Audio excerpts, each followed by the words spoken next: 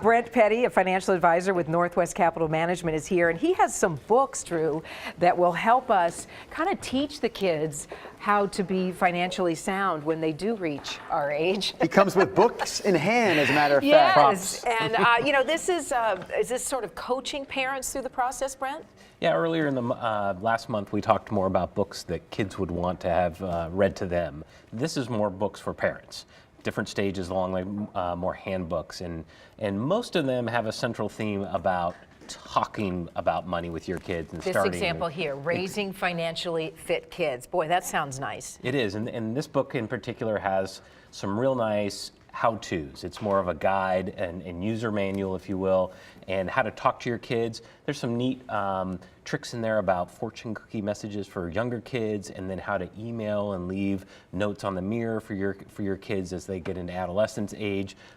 Kind of forging that communication relationship that we all struggle to do with kids, but specifically as it relates to money. I think my kids are learning. They hear me on the phone sometimes checking the bank, and they'll hear me say, they repeat it. They make fun of me. I go, recent activity, because I talk to the audience.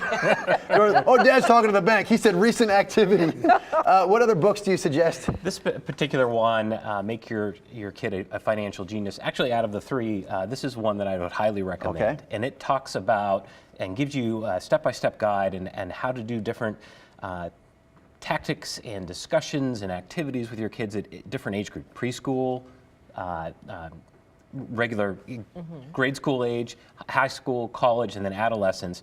And it has a great handbook on getting ready for college, what to do with chores, not to do for chores. A quick example is build your allowances around how old your child is, not around chores. Okay. Example. An example would be chores, which, as I was being raised, you did X amount of chores, you got Y amount of allowance. All three books recommend that you do not tie chores to allowance. There's an allowance by your age, and there's different formulas that they suggest.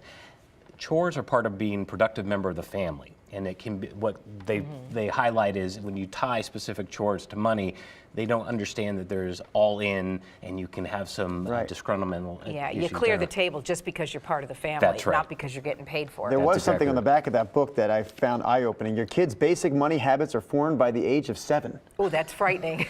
Yeah, and one of the things that all three books, especially this one here, and this one's more of a weekend read. So this is more of a traditional novel. I like that title, The Opposite of Spoiled. And its theme is to help your children have 3 buckets of money.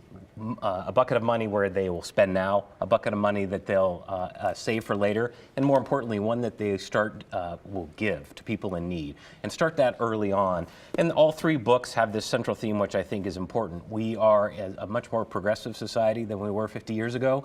We talk a lot about different social topics. Still taboo is money, because of our skeletons in the closet, how uncomfortable we as parents are about money.